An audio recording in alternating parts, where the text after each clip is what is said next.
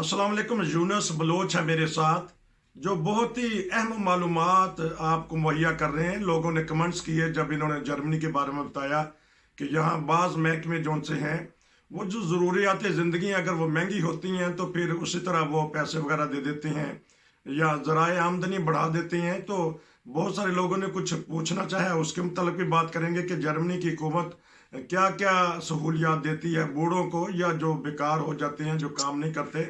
लेकिन आज की जो सबसे बड़ी खबर है, मैं करूंगा स्पेन की। स्पेन एक ऐसा मुल्क है कि मेरा ख्याल में कि इंग्लैंड के बाद सबसे ज़्यादा जो पाकिस्तानी रहते हैं या गैर मुल्की रहती हैं वो स्पेन है। स्पेन मुल्क एक ऐसा है जहाँ मुख्तलिफ ममालिक के लोग आके आबाद हैं।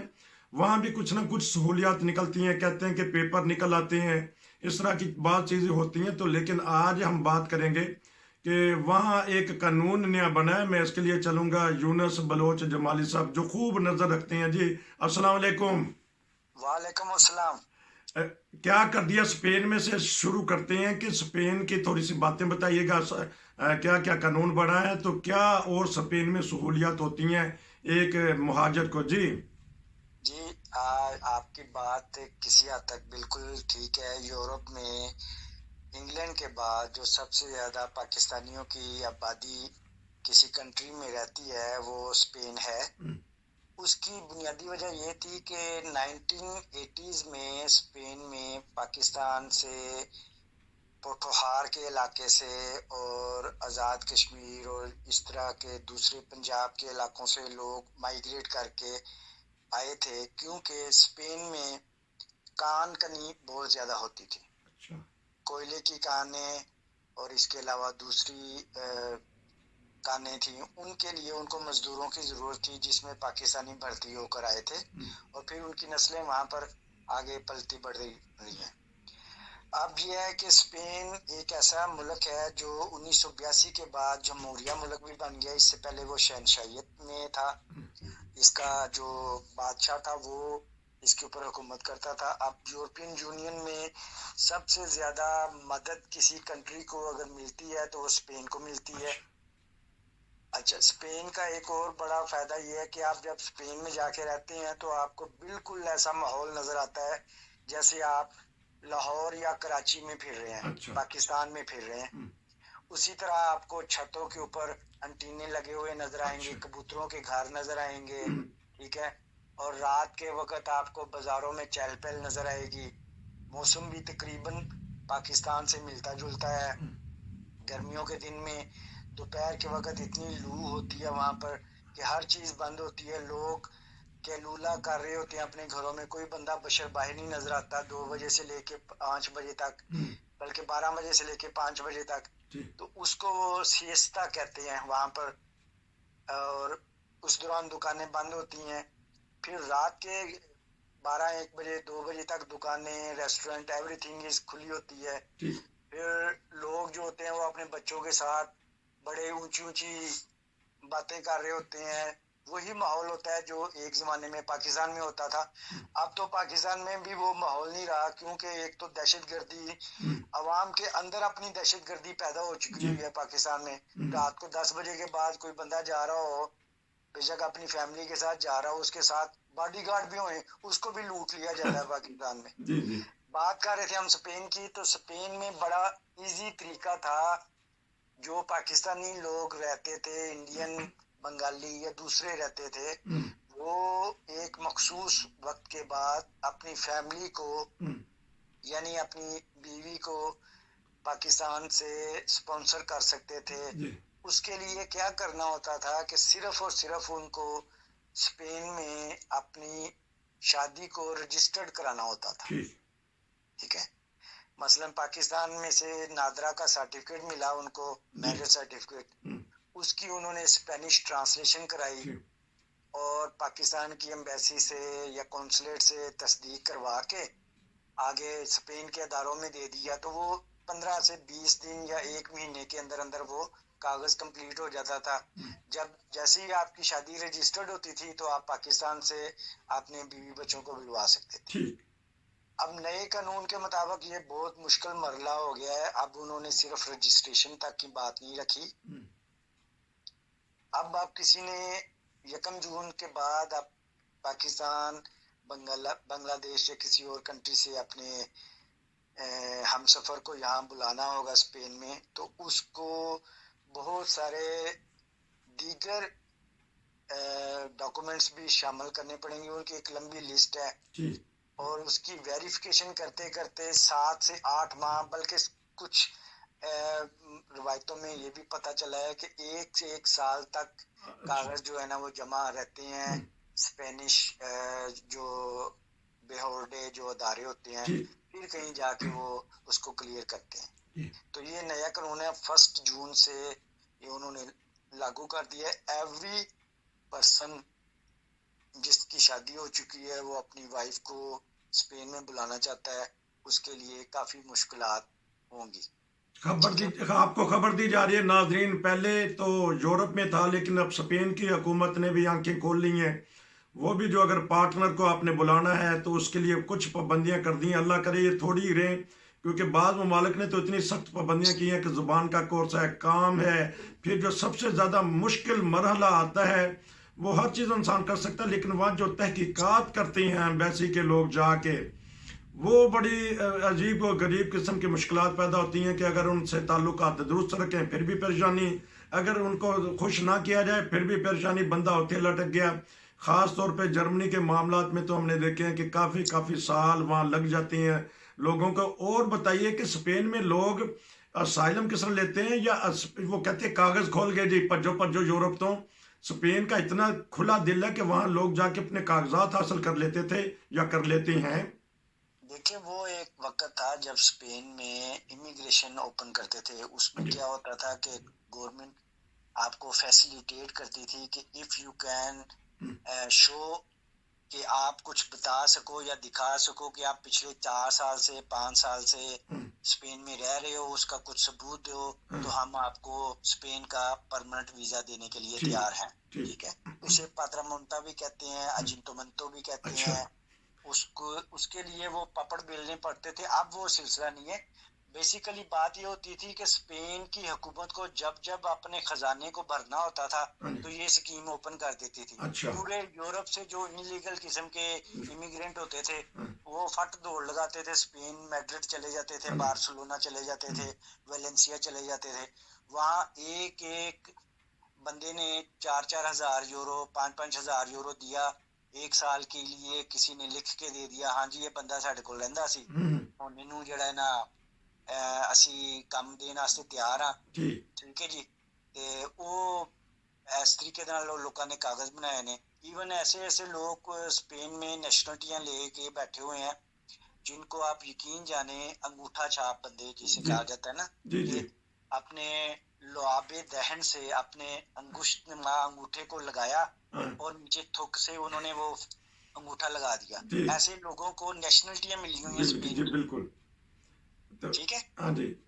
तो क्योंकि सिलसिला चूंकि वो खत्म हो चुका हुआ इमिग्रेशन का, तो इस वजह से स्पेन को यूरोपियन यूनियन के अंदर रहते हुए दूसरे कवानीन को सख्त करना पड़ रहा है, क्योंकि उनको अब काफी मदद इमदाद European union billions of pound की हर सालाना उनको मदद कर रहा है। उनका मुल्क डेवलप हो रहा है। ठीक है।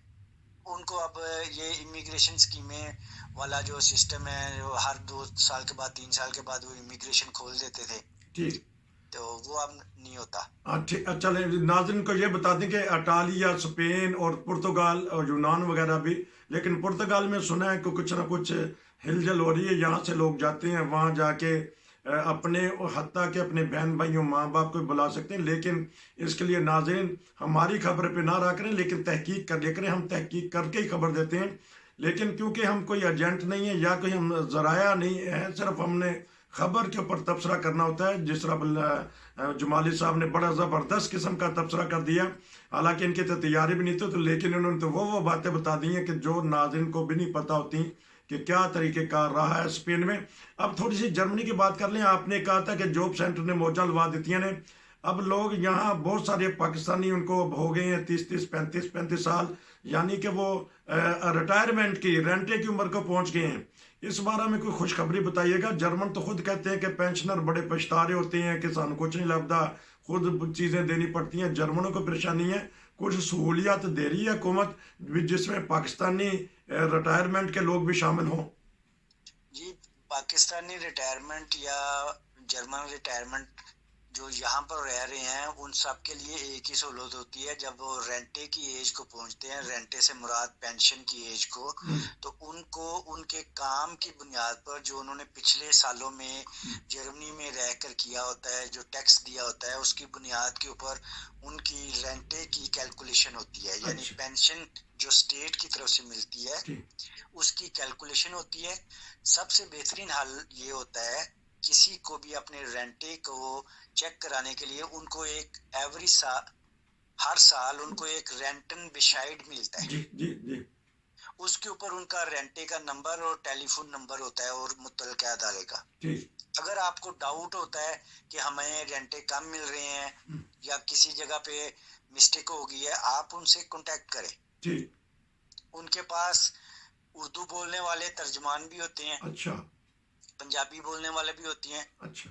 बात यह है कि हम लोग जब फोन, पहले तो बात तो यह है कि हमारे पाकिस्तानी हजरात फोन करते ही नहीं है, खाता ही नहीं पता, टेलीफोन तो दूर की बात, मुझे भी खत आता है, कहते हैं कि वो कहते हैं जी कि ऑटोमेटिकली हो जाएगा सारा कुछ। हाँ जी जी, ऑटोमेटिकली भाईजान। यहाँ पर तो दफनाने के लिए भी इजाजत लेनी पड़ती है। ठीक ठीक ठीक ठीक है, ऑटोमेटिकली किसी को दफन भी नहीं करते यहाँ पर। बिल्कुल, वो तो सख्त।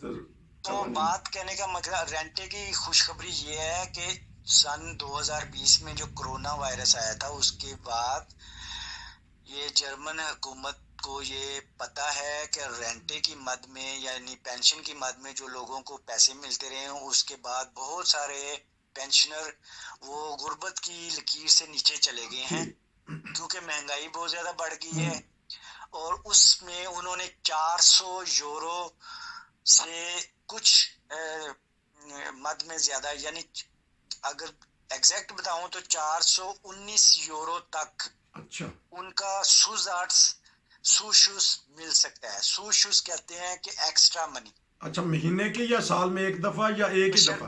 बात सुन लेना पहले। अच्छा। ये जो सुशुस होता है ये ईयरलिश होता है। अच्छा, ठीक है। फिर इसमें आप इसको मोनथलिश भी कर सकते हो। अच्छा। लेकिन कंडीशंस होती हैं।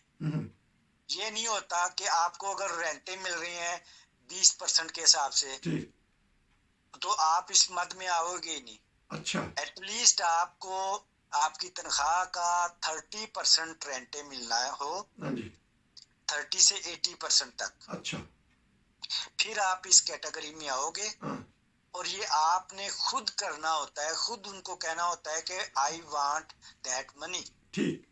जो हुकूमत ने मुझे किया है, ऑटोमेटिकली कुछ नहीं मिलेगा। अच्छा। कि ये बंदा खुशखबरी में रहे, लो जी सारे मिलना शुरू हो गया है, सानू भी मिल जाएगा। अच्छा। भाईजान, बीच की बात ये है कि हमारे अपने दोस्त अहबाब जब किसी को कोई ऐसी चीज मिलती है, वो अपने सगे रिश्तेदार को भी नहीं बताते कि भाई साहब मुझे ये मिल गया है, आप भी ये ले लो। बताता है मुझे कोई? बताएं। आप बता रहे हैं, माशाल्लाह, आप सारी दुनिया को बता रहे हैं। जर्मनी बताते हैं। अच्छा। इसलिए आपको जब भी कोई ऐसी खबर मिले, उसका बेहतरीन हल ये मैं पहले भी आपको कह चुका हूँ, अपने मुतलका अदारे में, लोकल अदारे में, जिसे जॉब सेंटर कहा जाता है, जिसे लैंडस रेंटे फर्जिशुंग आम्ट कहते हैं, उसमें फोन करें।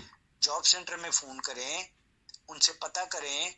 ठीक है। लोकल एक होता है स्टड फॉरवाल्टुंग, वहां से भी आपको मालूमात मिल सकती है। चलें दूर चल ना जाएं। अच्छा। एक और अदारा होता है कारिटास फरबांडो से कहते हैं। अच्छा। फिर वो हर इलाके में करीब करीब होता है, उनकी एम्बुलेंस भी चलती है सर्विस। ठीक ठीक ठीक है। उनके पास चले जाएं, वो आपकी मदद कर देंगे। बड़ी जबरदस्त आपने बात बता दी। और मैं आपको बताता हूँ, ये आपके हर कौंसिल में, हर स्टड फॉरवाल्टुंग में फरब्राउखर सेंट्राले होता है। अच्छा। जिसका मतलब ये होता है कि अवाम को समझ बूझ अता करने के लिए उन्होंने एक सेंट्राले बनाया होता है। ठीक।